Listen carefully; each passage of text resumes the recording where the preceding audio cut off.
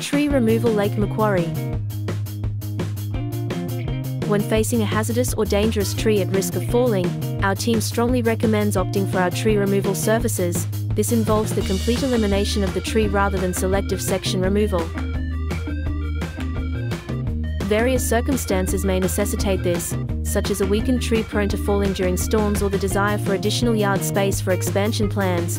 To ensure a secure tree removal process, we meticulously evaluate the tree's condition and the accessibility of its location. Depending on the available space, we offer two primary methods: tree felling and confined tree removal.